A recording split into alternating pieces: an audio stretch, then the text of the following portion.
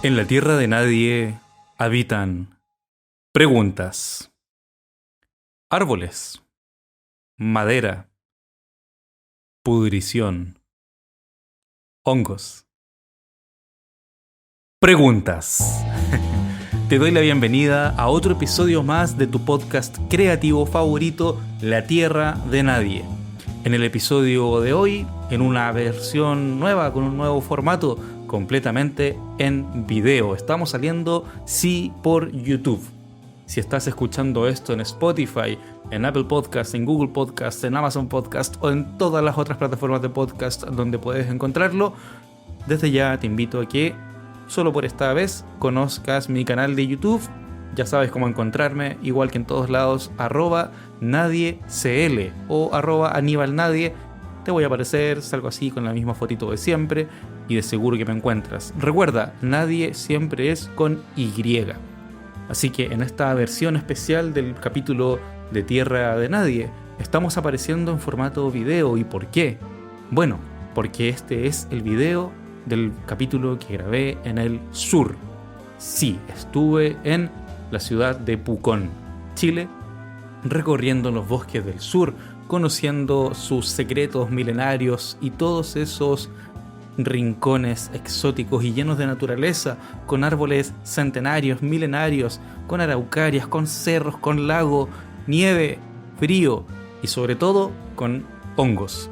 Sí, sabes que en el podcast creativo Tierra de Nadie siempre hablamos de hongos. Y este episodio está enmarcado en el contexto de el Festival Reino Fungi, que fue en su segunda versión, la cual tuve la suerte de poder ir a visitar junto a mi pareja también, Hilitos de Plata. Estuvimos por ahí recorriendo, conociendo, participando en las distintas actividades, charlas, ferias, eventos gastronómicos y sobre todo salidas a terreno. El episodio de hoy también cuenta con la participación de la micóloga chilena, directora nacional de la Fundación Fungi, Daniela Torres, que aparece en unos cuantos clips explicando brevemente algunos datos curiosos sobre los hongos. Con su autorización, por supuesto, registré una salida a terreno que tuvimos gracias a la Fundación Mar Adentro, al bosque Pehuen, que nos permitió encontrar especies de hongos en una expedición tremendamente significativa, hermosa, donde pude conocer por fin a la famosa ramaria, el famoso changle, algunos hongos cortinarios, y también pude entablar una relación a lo que significa pensar la naturaleza desde el diseño, desde el arte, y especialmente desde lo que conocemos hoy en día como la comunicación y el valor de signo. Eso es lo que estamos haciendo en este podcast, hablando desde la comunicación, desde los signos, y por eso tenemos que ayudar a darle valor a los hongos y a aquellos seres que, como he dicho en otros episodios, me afirmo bastante lo que dice el filósofo Walter Benjamin. La historia la escriben los ganadores, los vencedores. En este caso, yo quiero ayudar a construir la historia que me identifica, que es la historia de los perdedores, la historia de quienes hemos estado siempre marginados y marginadas, y los hongos también son parte de esa historia. Tú también, disociadite o persona que trabajas en diseño, sabes que has sido marginado y marginada, y esa es la historia que quiero ayudarte a contar. En el día de hoy tendremos algunas secciones grabadas con video. También tenemos la clásica ya sección del hongo semanal. Sí, durante 1 o 2 minutos del podcast estaré hablando sobre algún hongo, alguna especie de Chile que me llame la atención y te la iré describiendo, con el fin de que en algún momento puedas generar una pieza gráfica, una obra de arte, una ilustración, un diseño, o simplemente te inspires a conocer y compartirlo cuando estés tomando oncecita con tu familia y puedas hablar sobre algún dato curioso. Aquí lo tienes, el hongo semanal. Cada capítulo del podcast está teniendo una sección del hongo semanal, así que ya van varios hongos semanales, espero que los puedas conocer todos. Además, comentarte, y como siempre, damos las gracias a los patrocinadores oficiales del podcast Tierra de Nadie. Sí, estoy hablando de ¿quién más? Palta Lovers, las mejores paltas con despacho totalmente gratuito en la región metropolitana. Anda ya a su página web paltalover.cl para que puedas conocer todos sus productos, todas sus variedades y para que te pidas un buen kilito de paltas que puedes utilizar para el desayuno, para el almuerzo, para la ensalada, para la cena, para la once, para los completos, para que te hagas un buen italiano como corresponde y sí puedas disfrutar este episodio de Tierra de Nadie junto a las mejores paltas que he comido miércoles. Así que, por favor, anda a darles un like también a sus redes sociales y cuéntales que lo escuchaste aquí en Tierra de Nadie. Bien, sin mucho más que agregar, quiero con mucha emoción dejarte desde ya invitada a escuchar y ver este episodio. También, como siempre, agradezco tus interacciones, tus comentarios, el clásico like o el guardar en Spotify, el botón seguir, calificar el programa también. Cada una de esas acciones me ayuda para seguir creciendo en este proyecto que vaya que me gusta hacer. Espero que disfrutes este episodio y sin mucho más, te dejo invitado a conocer más del mundo fúngico y la comunicación, el arte y los signos en la Tierra de Nadie.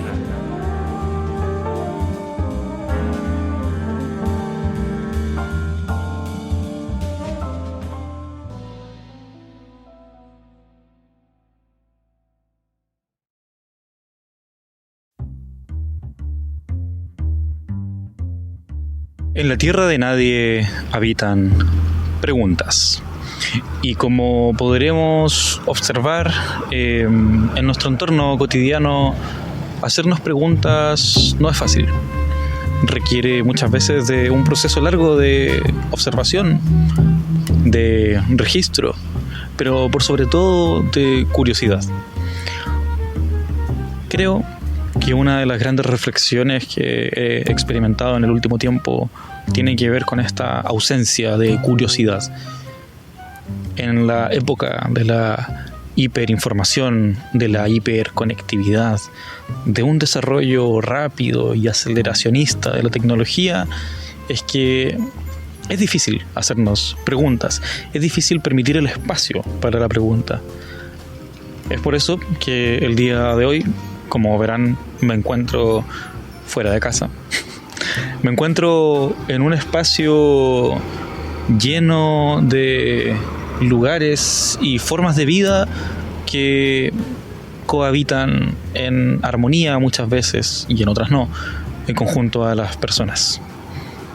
A mis espaldas, el paisaje de los cerros del sur de Chile, específicamente Pucón, comuna que me ha alojado durante los últimos 4 días y en donde he podido recorrer y construir experiencias tremendamente significativas relacionadas al mundo de los hongos. Es en el reino fungi donde mis preguntas y mis inquietudes han ido encontrando su espacio, su lugar. Es en el reino fungi donde las esporas de mi incertidumbre y mi inquietud ante conocer los misterios de la vida ha comenzado a germinar. Pero germinar no de el germen de las cosas que florecen, sino que el germen de las cosas que se pudren, el germen de aquello que normalmente entendemos como lo putrefacto, lo podrido, lo indeseado. Como bien saben, y he conversado largo rato en el podcast, el reino fungi es un reino que me vuelve completamente chango. Así lo he dicho en varias ocasiones. Si has escuchado el podcast en otras ocasiones, conocerás la sección del hongo semanal, que por cierto también estará en el episodio de hoy. Una sección donde hablo sobre un hongo en particular, alguno que me llamó la atención, alguno que vi, alguno que, ya sea por sus formas, por sus colores, por su textura o por su función, vamos a poner entre comillas, ¿no?, la palabra función, ya explicaré por qué entre comillas. Por esos motivos es que alguno de esos hongos llamó mi atención y se transformó en algo verdaderamente relevante para mí. Cuando me aproximé por primera vez a conocer el reino fungi, lo que más me llamó la atención, por supuesto, fue la relación a entender un contexto, un lugar, un espacio, un sitio donde estos organismos aparecían. Además, una secuencialidad. Los hongos no son como las plantas, no son plantas, son su propio reino. Son parte de un reino muy grande, muy amplio. En palabras de la micóloga chilena Juliana Furchi, no hay una sola forma de ser hongo. Hay diversas maneras, si no acaso infinitas. Hay hongos unicelulares, como las levaduras, que son las que consumimos a diario cuando comemos pan, por ejemplo, que también las consumimos y benefician y aportan al proceso de elaboración de la cerveza, el vino y algunos licores también que podamos consumir por ahí. Son los hongos, son las levaduras, son todas estas formas de vida las que componen un gran reino, y esas son las más pequeñitas. A escala macroscópica tenemos las grandes formaciones multicelulares, como por ejemplo la Amanita muscaria, ese hongo tan vistoso de color rojo y puntos blancos que vemos, por ejemplo, en series como Los Pitufos, y que solemos imaginarnos cuando vemos un hongo. De hecho, la Amanita muscaria es ese hongo que aparece en tu teclado cuando estás escribiendo y utilizando emojis. Es ese hongo el que aparece, es una Amanita muscaria. Todas estas formas diversas, tan amplias, tan interesantes para mí, han capturado mi atención. El reino fungi ha podido capturar mi atención, porque es un reino de lo desconocido todavía, que está atravesado por conocimientos ancestrales, conocimientos técnicos, conocimiento científico y por supuesto por conocimiento exploratorio. Es ahí donde estoy yo, en la exploración. En la tierra de nadie hay preguntas. Bien, acabo de terminar una expedición donde estuvimos recolectando muestras de honguitos silvestres, 100% endémicos, hongos que crecen solamente en este sector, en este hermoso sector en que me encuentro, denominado Bosque Pehuen. Es un espacio comunitario administrado y cuidado por la Fundación Mar Adentro, que se encargan fundamentalmente de generar espacios para la bioremediación y la conservación, como le llaman ellos y ellas aquí. Es un laboratorio abierto. Fue una experiencia hermosa y ya les estaré contando más detalles sobre eso. ¿Qué rol cumplen los hongos en nuestra vida? ¿Cómo los podemos utilizar? ¿Y cómo los podemos ayudar para que nos ayuden eventualmente a nosotros y nosotras? Todo eso más en el capítulo de hoy. Lo mismo pasa acá, ya si nosotros arrancamos año a año y sin tener ningún cuidado, el micelio se va a empezar a secar, a deshidratar y a tener contaminantes, etc. Ya, entonces el objetivo cuando nosotros vamos al bosque, el objetivo tiene que estar claro. Queremos ver lo que hay y con respeto vamos. Si yo solamente quisiera verlo, voy a despejar un poquito, ¿cierto?, esta hojarasca con cuidado, ¿cierto?, para ver cómo es por abajo, como para ver si es que tiene alguna otra particularidad. Nosotros en la Fundación Fungi tenemos una campaña que se llama Lo que tú ves importa. Y es porque todo lo que estamos viendo en este momento importa. Importa lo de arriba, importa lo de abajo, cómo está el micelio. Los micelios también tienen colores. A veces se ven colores en el suelo, micelios amarillos, micelios rosados. Entonces todo lo que vemos importa. Probablemente una ramaria antártica o patagónica, por la forma que tiene los deditos de arriba. A veces yo pensaba algo totalmente distinto, que el árbol no estaba sano cuando tenía mucho. Mira, claro. Sí, ayer hablábamos de la estética, exacto, como querer tener limpio y en realidad a veces lo más desordenado y lo que uno percibe como sucio, por decirlo de alguna manera, es lo correcto. Al menos a mí el reino fungi me ha invitado a cambiar mucho, a cambiar paradigmas que yo tenía muy establecidos y el reino fungi me ha invitado a cambiarlos y abrirme a otras cosas. Por ejemplo, cambiar el hecho de ver un árbol así, decir, esto no está enfermo, esto está sano. Una de las cosas que más llamó mi atención durante esta experiencia fue el factor de estar trabajando en esto. Ese espacio que se ve allá, atrás mío, es una residencia artística. Entonces es un espacio que la Fundación Mar Adentro generó para generar vinculación entre naturaleza, ciencia, micología y arte. Entonces el tipo de proyectos que se postulan aquí es proyectos de arte contemporáneo. Cabe todo tipo de arte, no es la típica obra pictórica o de escultura, sino que hay obras que se desarrollan incluso en ámbitos digitales, las artes mediales y por supuesto también el arte experiencial, performance. De hecho hubo hace poco tiempo una fundación, una agrupación de danza alemana que generó esta residencia, participó aquí y lograron internarse durante 3 semanas en el bosque, viviendo aquí en esta casita, y exploraron las montañas, los cerros, los senderos y descubrieron, por supuesto, la magia de la naturaleza y la conexión con eso. Allí descubrieron la inspiración para materializarla en una obra, de la cual les voy a contar más adelante. Diseño, arte y, por supuesto, ciencia. Pero no hay que olvidar voluntad humana y deseo de reconectar y aprender. Aquí hay ganas de aprender.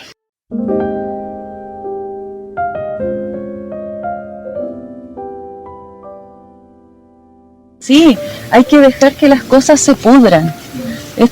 Todo esto que uno ve que está tirado y que podría querer limpiarlo, todo esto es sustrato, todo esto es nutriente. Uno tiene que mirarlo desde salir del antropocentrismo y meterse al microcentrismo para entender de que todo esto es alimento de los hongos.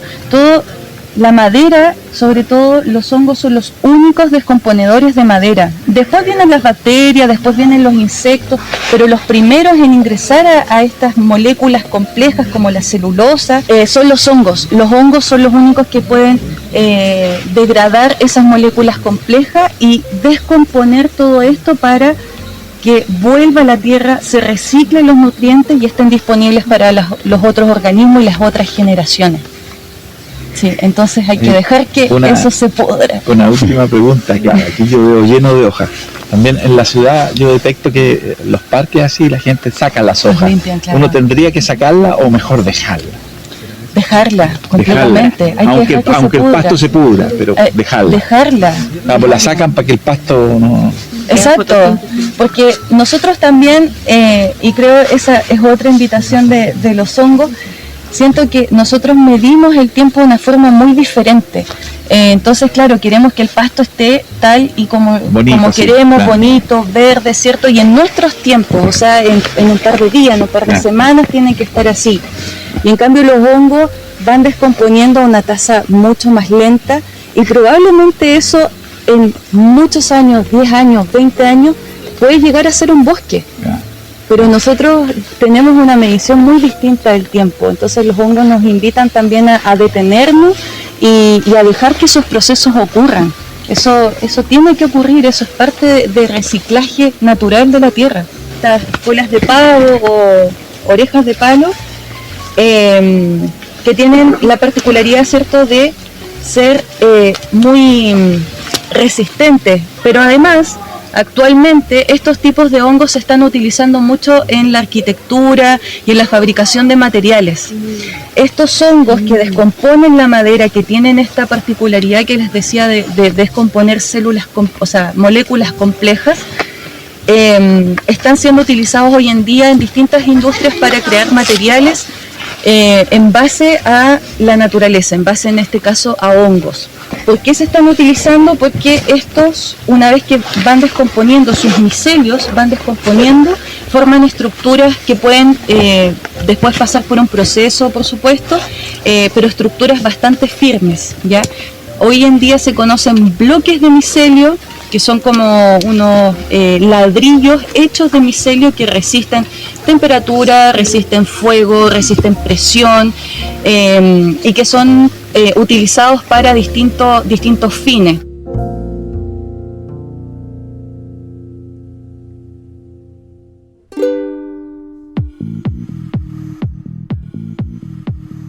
Hongo. Un hongo a la semana. Hongo semanal. Como ya es tradición en el podcast creativo Tierra de Nadie, una vez a la semana, por cada episodio, te cuento un hongo semanal. Esto es con el objetivo de que podamos construir de alguna manera un índice de hongos que hayan impactado a artistas, diseñadoras, diseñadores y que podamos construir algo a partir de ellos, hacerlos signos. Si creas una obra, una ilustración, un diseño, una fotografía, un poema, lo que sea, si conoces algo que te inspiró a construir un hongo, bien, te invito entonces a disfrutar de esta sección que es tan entretenida para mí por lo menos de grabar.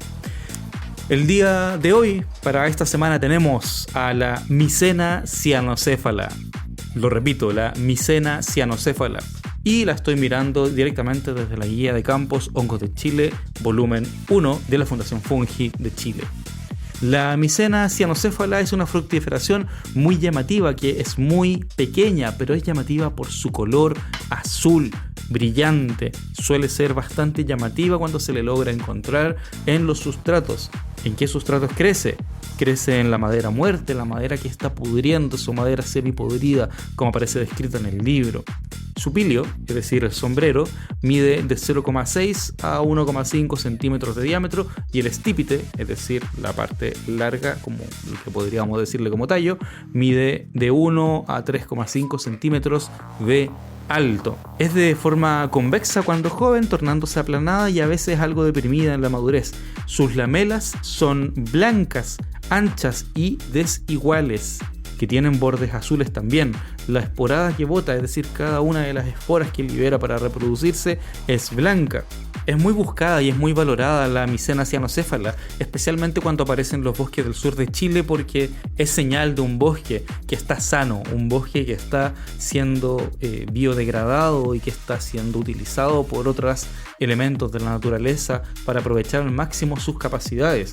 Entonces la Mycena cyanocéfala es un muy buen bioindicador de que el bosque donde está creciendo está sano. Así que démosle desde ya una gran bienvenida al podcast Tierra de Nadie a la Mycena cyanocéfala. Es un hongo muy bonito, muy entretenido. Creo que de seguro que te gustará crear arte con ese hongo. Ese fue el hongo semanal. Espero tus aportes, espero tus ilustraciones, tus dibujos y que esta sección te haya aportado en algo a salir de ese maldito bloqueo creativo.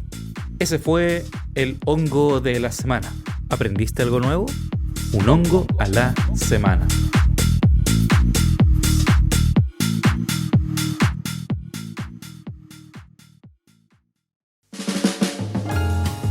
¿Podríamos los diseñadores y diseñadoras generar instancias para internarnos en experiencias educativas, sensoriales, de reconexión con la naturaleza?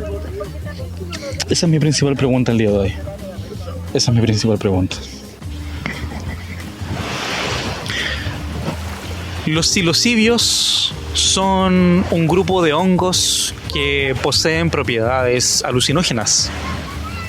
Esto en palabras de la Fundación Azul Micelio, que se presentó ayer en la última jornada del Festival Reino Fungi en Pucón, motivo por el cual me encuentro aquí, a orillas del lago Villarrica, con este hermoso cielo que me rodea.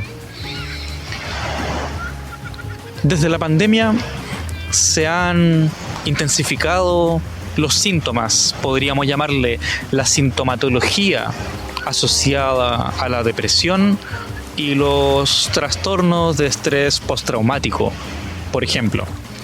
Incluso se han intensificado, en mi experiencia personal, los síntomas asociados al trastorno obsesivo compulsivo. El lavarse las manos, el miedo a la enfermedad, el miedo a la muerte constante y permanente. Es en este contexto en el cual los hongos alucinógenos han estado utilizando un lugar que antes desconocíamos. Han estado utilizando el lugar que pasó desde la clandestinidad hacia la moda. Desde principios de la humanidad que hemos estado acompañados de estos seres unicelulares, pluricelulares llamados hongos, a nivel cultural y a nivel biológico. Y desde mediados de los años 60, la prohibición, esta War on Drugs, liderada por los gobiernos de Estados Unidos, generaron un alto, una detención en la investigación con hongos y con drogas alucinógenas. Esto, desde una mirada occidental, es bastante comprensible, debido a que solemos guiarnos y tomar nuestras decisiones por las autoridades relacionadas a la salud y la economía. Lo que es malo para la economía, de seguro que también es malo para mí, y viceversa. Lo que es malo para mí es malo para la economía. Y aquí no hago una crítica necesariamente al modelo de consumo que tenemos, que sí, me parece bastante nefasto. Hago una crítica al modelo de pensamiento asociado a nuestras necesidades. Valoramos la vida. Como sociedad occidental somos una sociedad que valora el hecho de estar vivo y el hecho de estar sanos y sanas. Es algo que no podemos evitar, está ahí. Lo vemos cuando observamos las cajetillas de cigarro, tabaco, que tienen impreso en su frontis unos dientes que se están cayendo, amarillentos, podridos, unos pulmones negros, gangrenados, unas personas con situaciones cancerosas terribles. Pero ahí está la dualidad de nuestra sociedad. Fumar mata, es lo que dice la cajetilla de cigarros. No fumes, vas a morir más joven. Y sin embargo, puedes consumir ese boleto a la muerte por tan solo 3.990 pesos, incluso más. Y ahí está la dualidad, ahí está la ambigüedad. No queremos la muerte, más la podemos adquirir. Incluso tenemos zonas para fumadores. Entonces, esta prohibición no es una prohibición real, no es una prohibición tal, es una prohibición a medias, es una prohibición que está inserta en un discurso, en una ética, está inserto en la moral y en una épica de lo que es una vida sana. Michel Foucault, el filósofo que estudió psicología también, durante los años 70 arma sus investigaciones sobre la psicología y posiciona al terapeuta como un ser problemático. Es un ente que está al servicio de la política y la moral, pero que está inserto en el espacio individual, en la persona. Cuando estás en terapia, si es que tú has ido a terapia, si es que vas al psicólogo o al psiquiatra también, estás en un espacio donde tú eres tú, donde tu personalidad aflora porque está atravesada por el lenguaje tuyo y por el lenguaje del terapeuta y nadie más. Pero sabemos que no es así. Sabemos que ese espacio privado, confidencial, secreto, íntimo, no es tal.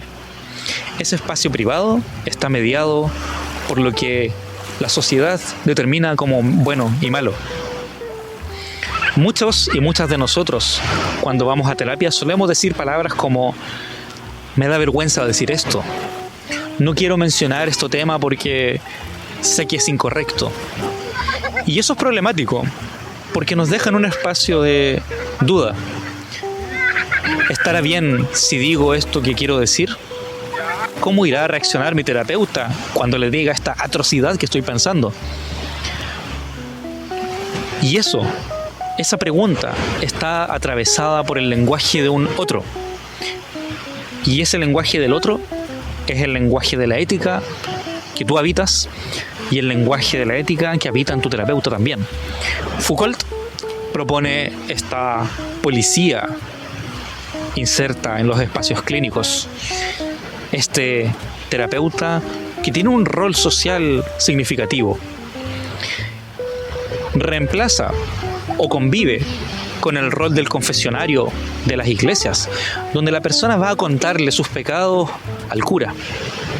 En este caso, la persona va a contarle sus pensamientos terribles y inmorales al terapeuta. ¿Qué queda entonces si ni siquiera ese espacio privado, íntimo, es tal? ¿Qué nos queda si no tenemos esa intimidad, si no tenemos ese espacio de desarrollo y tranquilidad? Yo invito a la exploración. Tal como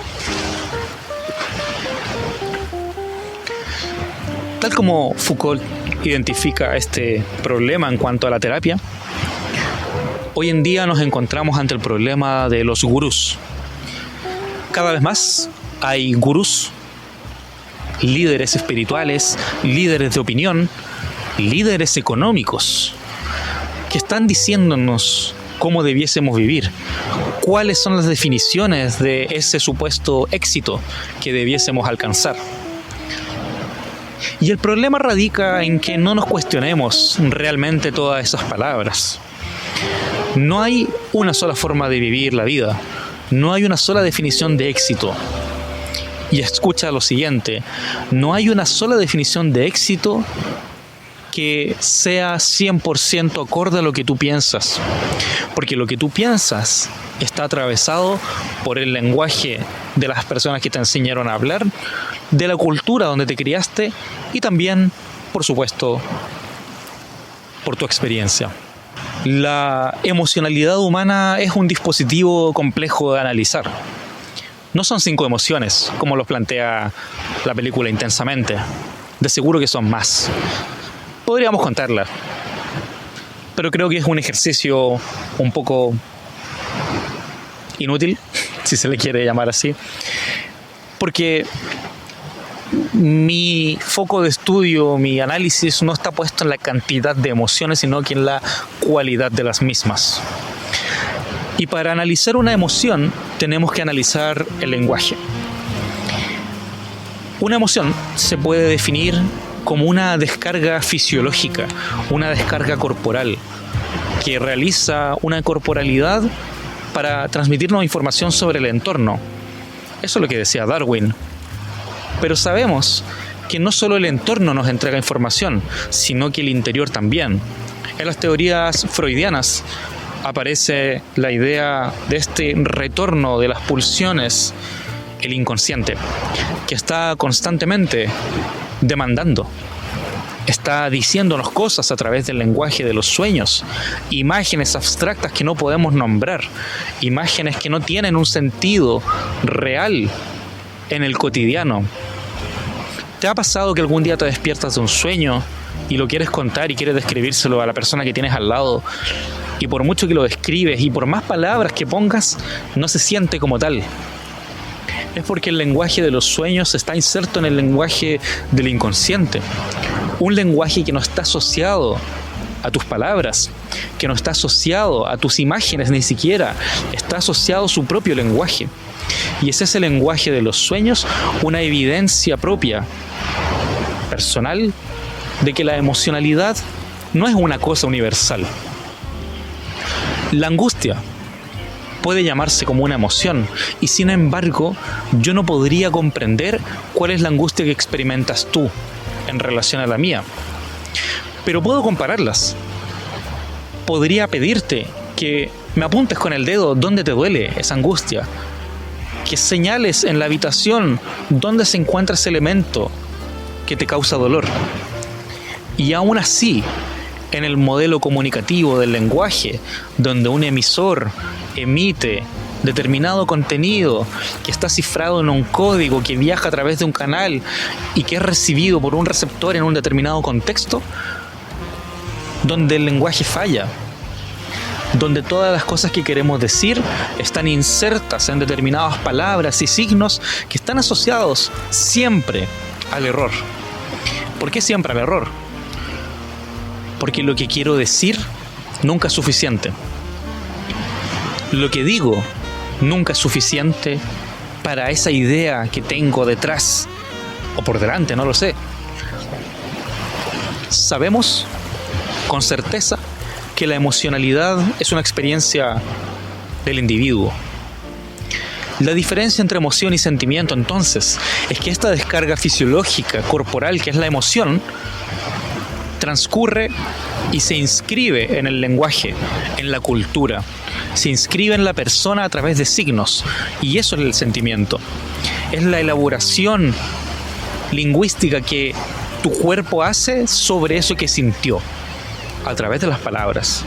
Cuando dices que tienes tristeza, en verdad no sabes lo que estás diciendo, pero estás tratando de describir con las mejores palabras posibles aquello que sentiste.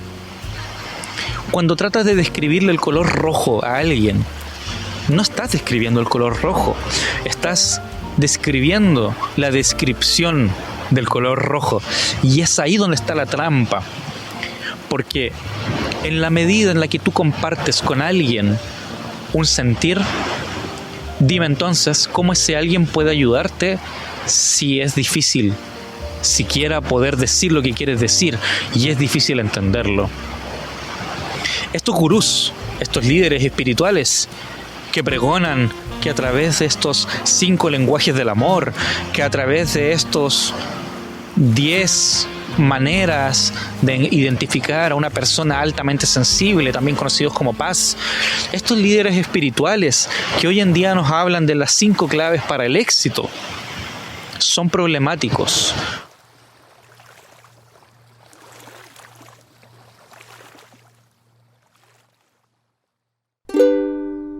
Estás escuchando Tierra de Nadie, un podcast creativo. Volverá el aguacero, golpeando el granizo, la tierra lucirá piel nueva. Y en esa piel nueva aparecerán nuevos signos, nuevos árboles, también nuevos hongos. Sobre estos sustratos es que tenemos que permitir que la fricción, que el roce, que incluso a veces las cosas que no queremos que aparezcan, brotarán desde la nueva piel.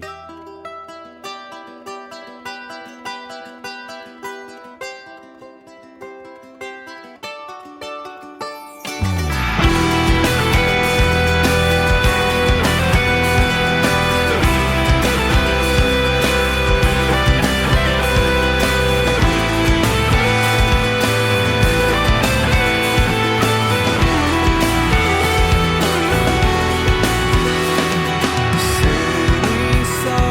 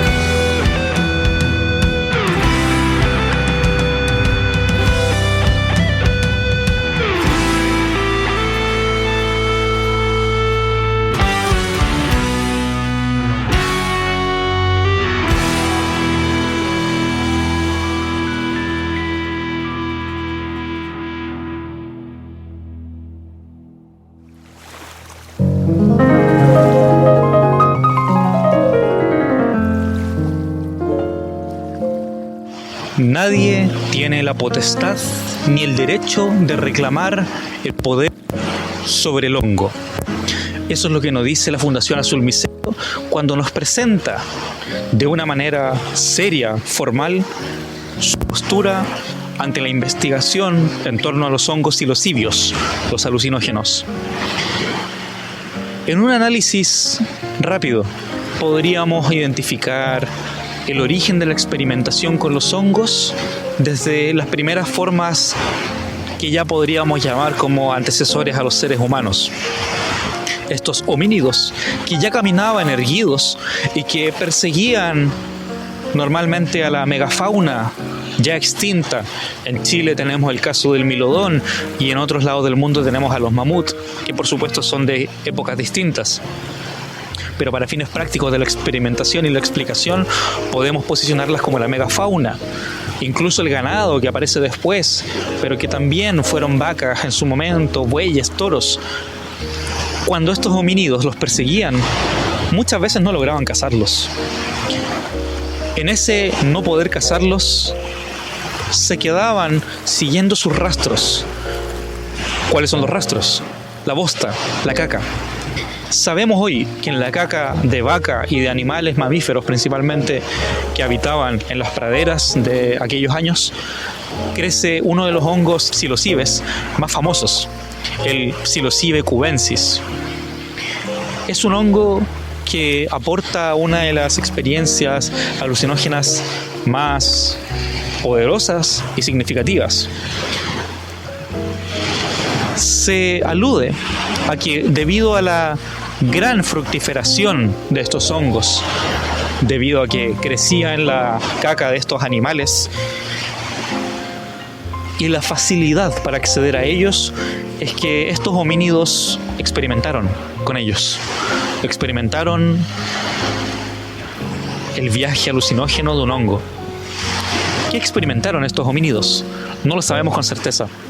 No hay registros, no hay textos, no hay libros, no hay podcasts de estos homínidos donde nos puedan contar qué es lo que vivieron al respecto. Pero sí sabemos que su consumo frecuente y prolongado en el tiempo puede ser una de las posibles razones que explique este crecimiento rápido y descomunal, incluso podríamos decir desproporcionado, de nuestra masa encefálica, de nuestros cerebros. Esto que les digo es una hipótesis, no es una teoría, no está probado. Pero se baraja la posibilidad de que el ser humano haya desarrollado las aptitudes sociales, de empatía y liderazgo que desarrolló, incluido, diría yo, la creatividad, debido al potencial que tenían los hongos alucinógenos en su época. Estaban ahí, estaban en la caca de estos animales, crecían por doquier y no estaban prohibidos. Imagínate, quiero que imagines cómo fue ese primer viaje de ese homínido al encontrarse con estos hongos. ¿Qué experimentó? ¿Qué pensó? ¿Qué dijo? Sabemos que tiempo después, con la aparición de la escritura, la literatura, lo que denominamos hoy como historia, el ser humano comienza a darle palabras, a darle un sentido a esas experiencias, lo que conocemos como el sentimiento. ¿Te fijas cuál es la relación entre la emocionalidad y el sentimiento? Si la emoción era esta descarga física, fisiológica, esta experiencia alucinógena atravesada por colores, formas fractales, sensaciones mesiánicas en relación al bienestar o la relación al sentido de propósito que te pueda brindar un hongo alucinógeno, imagínate en el momento en el que esto se puede dar forma a lo que se le puede llamar por un nombre. Este momento es crucial porque es cuando el ser humano comienza a compartir ese conocimiento. En el momento en el que el ser humano comparte ese conocimiento, aparece el uso ritual. Quiero volver a vivir esa experiencia que viví. Quiero volver a sentir eso que sentí. Y quiero que otros lo sientan. Ese es el uso ceremonial en torno al hongo psicodélico, el psilocibio. Sin embargo, No podría haber existido un uso ceremonial, ritual, si no hubiese sido primero por un uso intuitivo, exploratorio de los hongos. Entonces, el valor de la exploración está ahí, en que nos permite primero hacer un uso ceremonial, compartirlo, darle palabras, darle signo, para después compartirlo y decirlo a otras personas. Y hoy en día, gracias a todo eso, tenemos el uso terapéutico, que nos permite, por medio de una guía, una asesoría, una vinculación, un conocimiento profundo de la persona, sus causas y sus síntomas, poder acompañarles en sus viajes y sus experiencias de sanación. Es entonces, gracias a la exploración, que tenemos el uso ritual y el uso ceremonial, para luego llegar al uso terapéutico. La sanación que conocemos hoy en día dependía de la exploración. Tuvo que pasar mucho tiempo de exploración y experimentación para que los homínidos, los seres humanos, comenzaran a darle sentido racional, lingüístico, cultural al uso de los hongos psicodélicos. Es por estos motivos que hoy en día me es bastante conflictivo poder darle palabras a alguna persona que me pregunte sobre el uso de los hongos. Creo que ya lo habré mencionado a estas alturas del podcast, y si no, lo vuelvo a repetir. Jamás lo recomendaría. No soy quien, no me considero una persona apta para poder recomendar, dar lineamientos, dar guía al respecto. Lo que sí puedo decir, como persona que ejerce la docencia, como me dicen mis estudiantes, profesor, aunque por el tema de la pedagogía no me considero profe, sin embargo, para fines de este episodio me llamaré a mí mismo como profe. Como profe me cuesta darle sentido a esta idea de ser una persona que puede dar directrices sobre qué hacer. Cuando enseño, yo no enseño lo que sé. Yo enseño a cómo debiesen o pueden, ni siquiera deben, a cómo pueden hacerse nuevas preguntas. Porque aprender lo que se sabe es fome, es aburrido, puede ser incluso insignificante en relación a la variedad de experiencias posibles que tenemos en esta cosa tan extraña llamada vida. Asumir que yo sé es tremendamente problemático para mí. Con suerte sé que no sé, y eso es lo máximo a lo que puedo aspirar. El resto es experimentación, es prueba y error, es intuición por sobre conocimiento. Ahora, esto es fácilmente confundible con el discurso de los negacionistas o las personas que creen en la Tierra plana. Sí, valoro el cuestionamiento, valoro la duda, pero tu duda no puede venir ya con una respuesta de antemano. Esa es una duda que surge no desde una inquietud real, es una duda que surge normalmente desde el querer cuestionar, por querer molestar, por querer ser diferente. Por eso viene con una respuesta de antemano, porque la respuesta que viene en las dudas hacia la ciencia suele ser la duda que viene desde el ego, desde la construcción de un yo soy porque yo dudo. Sin embargo, esa duda no es legítima, no es tal. Cuando nos enfrentamos a, por ejemplo, la duda sobre la Tierra plana, basta con observar, basta con mirar, basta con escuchar y saber leer el mundo, leer las propiedades, leer cómo se comportan los movimientos de los astros y leer cómo se comportan los movimientos de las sombras. Eso es lo que hay que leer. En esta charla, en este panel conversatorio sobre el uso de hongos psicodélicos, encontré varias preguntas que me llamaron la atención sobre el tiempo que tuvo que pasar desde que los primeros seres humanos llegaron a experimentar con los hongos hasta poder darle un uso ceremonial a través del lenguaje, para poder vincularlo y relacionarlo con un uso terapéutico a posterior debido al malestar que nos genera esta forma de vida relacionada al consumo que vivimos hoy en día. Son diversas las formas de ser vivo, son diversas las formas de experimentar la emocionalidad. Y es por eso que es tan difícil las respuestas a ciertas preguntas. Sabemos que para ser terapeuta hay que haber sanado esa herida que se pretende sanar en el otro. Pero hay que primero haberla sanado para uno, para una. ¿Es así o no? Esa es la pregunta fundamental sobre el acompañamiento. Esa es la pregunta fundamental sobre lo que significa vivir con otras personas, vivir en sociedad. ¿Tengo que yo haber vivido lo mismo que viviste tú, necesariamente para poder ayudarte? ¿Es realmente significativo y la única manera que tenemos para enfrentar esta vida? Yo creo que no. Yo creo que existe legítimamente la duda desde el lenguaje, desde la pregunta. Cuando sabemos hacernos preguntas, podemos también ayudar a un otro. Es por eso que hago clases, es por eso que trabajo en pedagogía. Porque si bien no tengo las respuestas, tengo algunas nociones sobre cómo hacer preguntas, y esa es todo el sentido de esto. Ser facilitador o facilitadora es cumplir un rol donde podemos encontrarnos en el espacio del acompañamiento. No desde la autoridad, no desde la jerarquía del saber, sino desde el orden de la escucha. Ser profesor, profesora, es saber escuchar. Escuchar lo que la academia demanda, lo que el mercado demanda, lo que la industria demanda y, por supuesto, lo que las personas demandan. Es escuchar la voluntad humana en su máximo esplendor.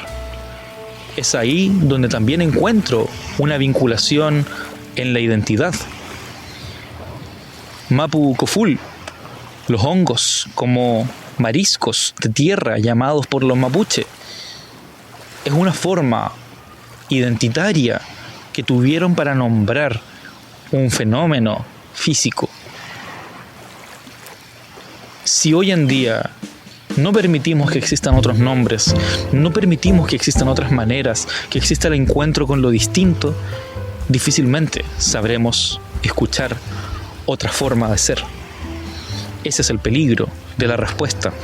Omitir a la identidad, omitir el valor de la cultura, omitir el valor del conocimiento local.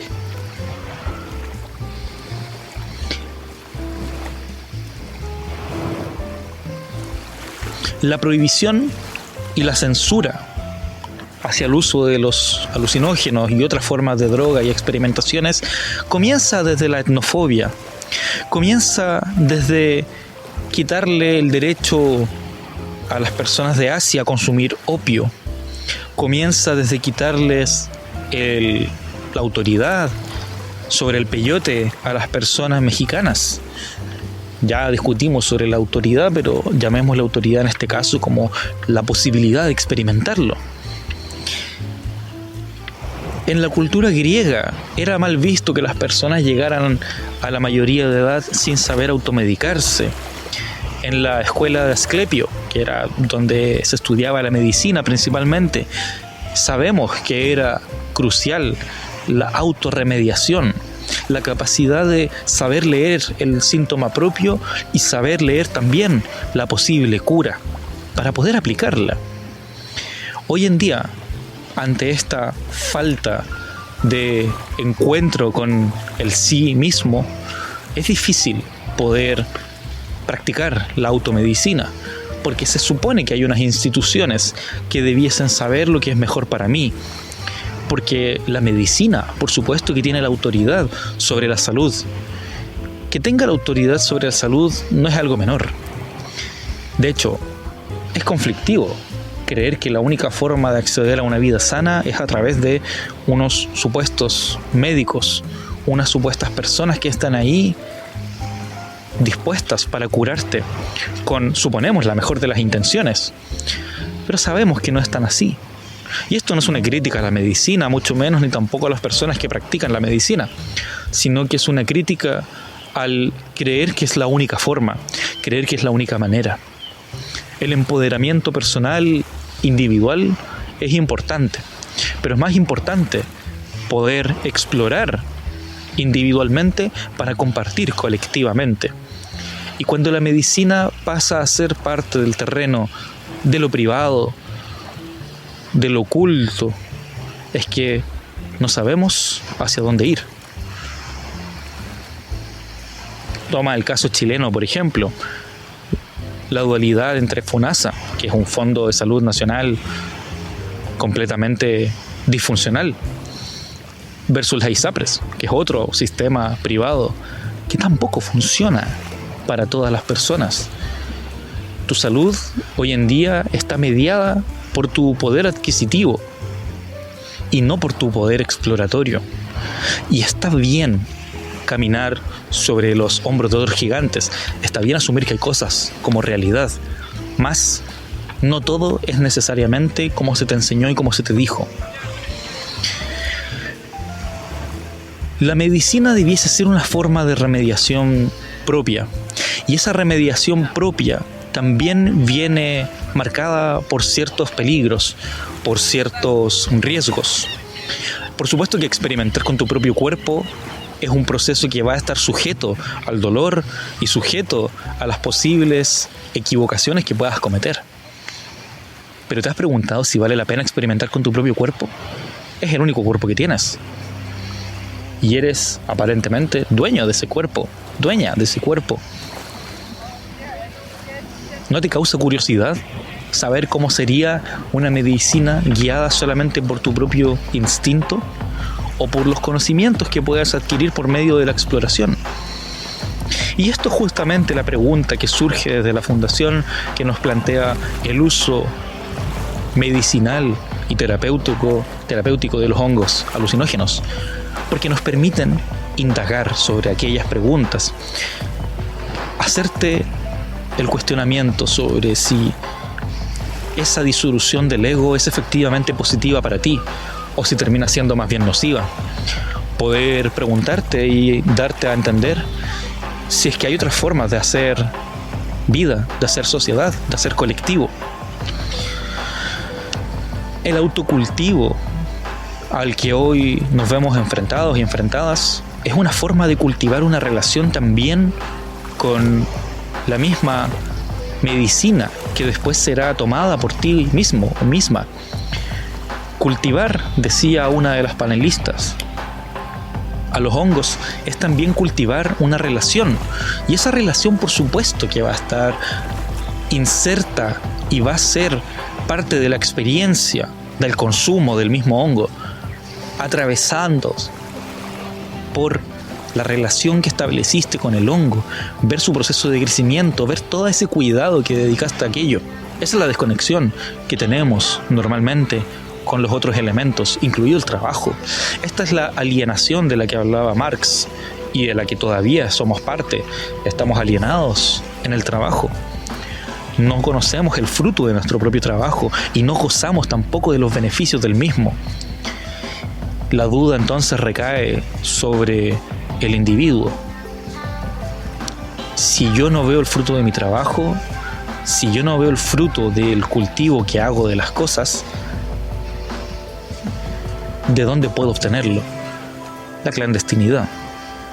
La clandestinidad suele ser la vía rápida,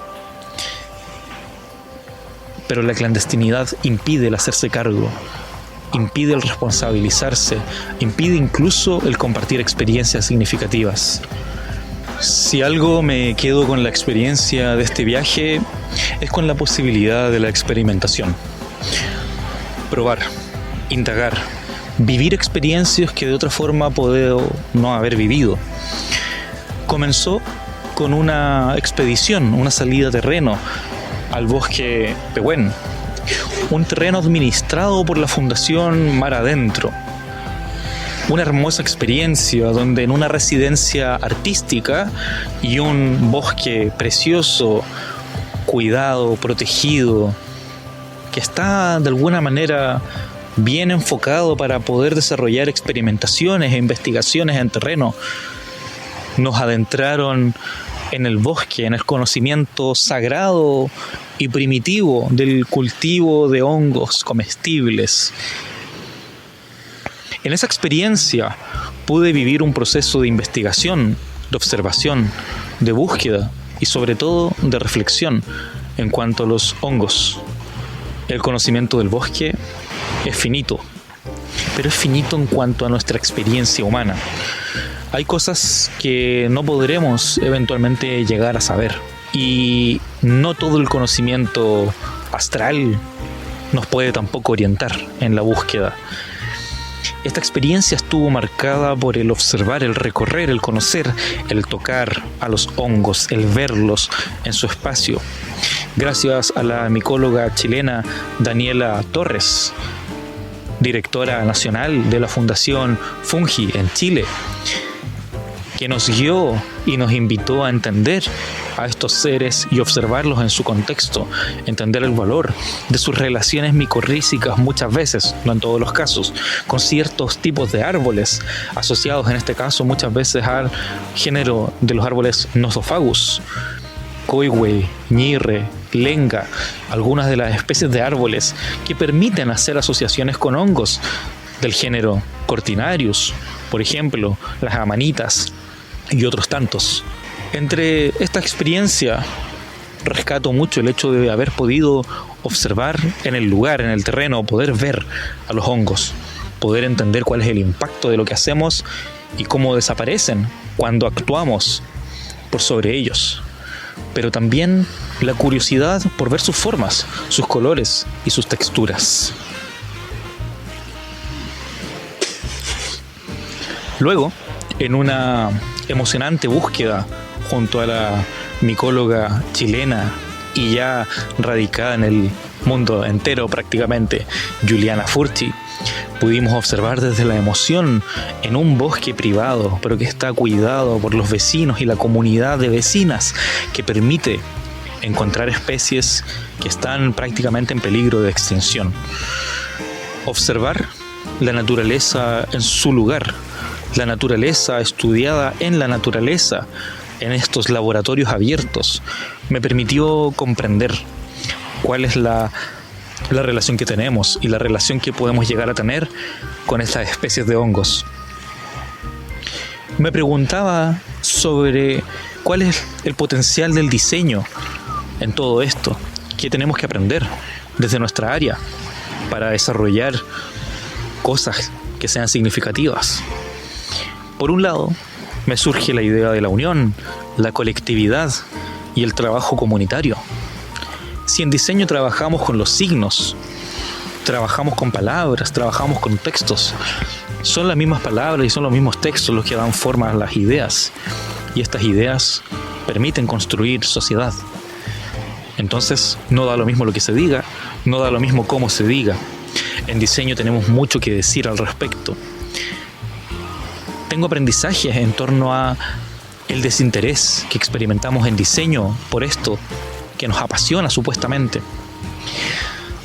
Durante las últimas semanas observé, en el marco del Día Internacional del Diseño Gráfico, 27 de abril, cómo a los diseñadores y diseñadoras no nos parece interesar lo que hacemos.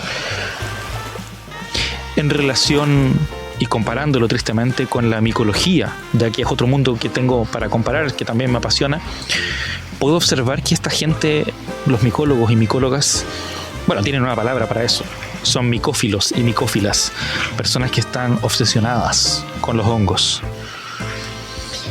En esas búsquedas por la micofilia aparece una obsesión, una idea constante y permanente que no se va. El valor por lo desconocido, pero el valor por algo que tiene un potencial intrínseco. En diseño tenemos que aprender entonces de la micología a observar las cosas con las consecuencias correspondientes, a tomarle el peso, a dejar de estar alienados en que nuestro trabajo no tiene sentido, que no tiene propósito. Poder observar de alguna manera cómo nos vamos a encontrar con estos otros seres. En este caso no tenemos que salir al bosque. Basta con observar en la ciudad, incluso en las redes sociales, cómo se comportan las personas con los signos, las formas, las configuraciones que van apareciendo. Es ahí donde tenemos un potencial tremendo de estudio. Otra pregunta que me surge desde esta experiencia es cómo el diseño puede contribuir a la regeneración, a un mundo que está enmarcado en una regeneración constante y ya no tanto en una sostenibilidad. Entendiendo la sostenibilidad o el diseño sustentable como algo que sostiene lo que ya está. ¿Es este el mejor modo de vivir que hemos descubierto? ¿Es así como queremos seguir viviendo? ¿O queremos contribuir al diseño regenerativo? Y desde ahí, desde la colectividad, la unión y el trabajo comunitario, podemos comenzar a pensar en una regeneración también a través del diseño y de los signos. Más allá de la experiencia misma que se pueda tener con sustancias biológicas como pueden ser el peyote, la ayahuasca, el San Pedro y los hongos psilocibios, está la experiencia individual en el lenguaje que permite darle sentido y palabras a lo que se recuerde de la experiencia misma. Decían en el panel una cosa que me pareció muy interesante: más allá de los contenidos que se despliegan en la experiencia misma, más allá de eso, hay un valor intrínseco en el hecho de experimentar y permitirte estudiar otras formas de ser, otras formas de habitar. El valor intrínseco que está en la experimentación es el valor de la creatividad, y es ahí donde conectamos la relación entre la exploración con hongos alucinógenos y con diseño. Más allá de los contenidos del diseño, es relevante preguntarse por la experiencia misma del diseño. Y el diseño en ese sentido no es tanto un contenido, es más una forma de vivir nuestra vida. Si el diseño está metodologizado para la funcionalidad, para la función, para el hiperfuncionalismo, para la economía, y con economía no me refiero simplemente al dinero, me refiero a la economía de los objetos también, me refiero a la economía de los signos. Si está todo siempre metodologizado para que menos sea más, ¿qué significaría entonces una vida de excesos, una vida de goce, una vida de disfrute? ¿Cómo podríamos llevar adelante ese más? ¿Qué es más si menos es más?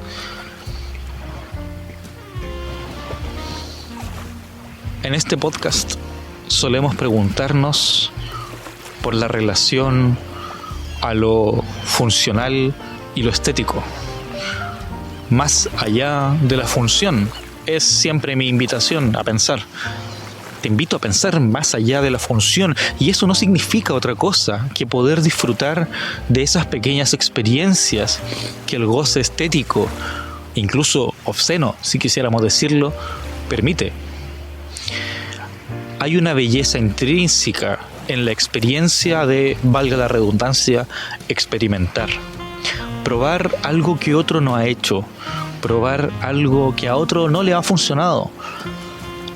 Y no es necesario reinventar la rueda en cada proceso, en cada proyecto, pero sí es necesario, creo yo, validar tus propias inquietudes, tus propias dudas.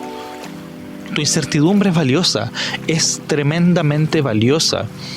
Esa duda ante la vida que tengas, ese no saber lo que siento, no saber y no poder ponerle palabras, es tremendamente significativo. Permitirte un espacio para lo irreconocible, lo innombrable, lo imposible. Porque en lo imposible está la riqueza de la vida. La vida no es lo posible, no es lo que se puede hacer, sino que la vida tiende a ser más bien lo imposible. Esos espacios de pregunta donde no hay respuesta, donde no hay cabida a una palabra que cierre, que corte, que defina. Son entonces las líneas de fuga, los espacios donde tenemos que quedarnos. Pregúntate entonces, ¿dónde están las goteras? ¿Dónde están las filtraciones? ¿Dónde está el material que la gente quiere tapar, que la gente quiere dejar de omitir, que quieren dejar de permitir que suceda?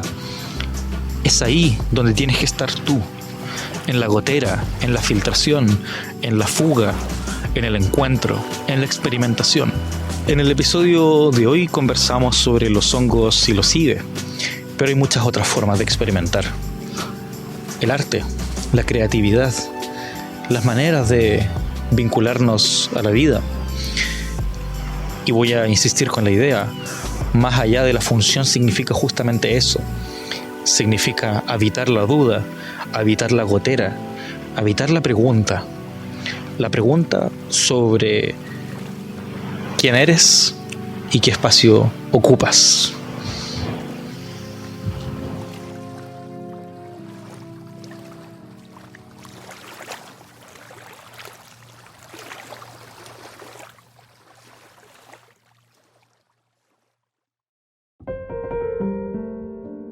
Vaya que me gusta el vino. Y me gusta por varias razones. Me gusta porque tiene un sabor ácido, a veces dulce. Me gusta su color, me gusta su textura. Y una de las cosas que más he aprendido a disfrutar del vino tiene que ver con esa cualidad de que existe gracias a las levaduras, a los fermentos, que son generados principalmente por hongos.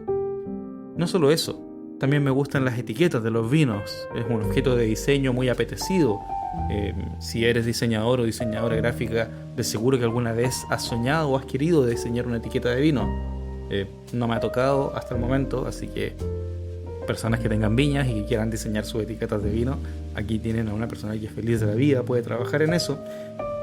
Me encantaría poder dedicarle un minuto de apreciación, y lo hablé en un episodio del podcast que se llama Hermoso Diseño, donde hablaba sobre la importancia de la copa como un objeto para poder liberar las cualidades y todas esas características propias del vino, el aroma, el sabor y algunos elementos que son muy propios de este brebaje, que suele cambiar de color y suele tener algunas tonalidades que es muy difícil de lograr con otros bebestibles.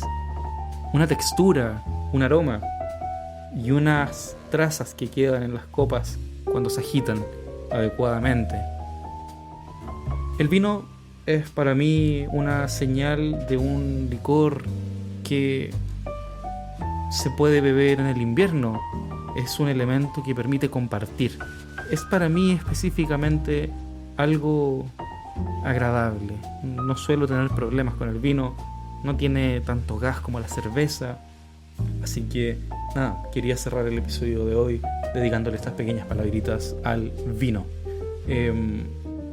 Eso fue nuestro episodio de hoy. Espero que lo hayas disfrutado. Te recuerdo y como siempre agradezco tu colaboración con seguir el podcast, calificar este episodio, ponerle like en YouTube y todas esas cosas que seguro que me ayudan muchísimo. Pero además te quiero dejar invitado o invitada a estar atento y atenta a mis redes sociales, @nadiecl en Instagram, donde estoy publicando constantemente mis cursos y workshops de diseño. Sí, he fundado la Inescuela Creativa.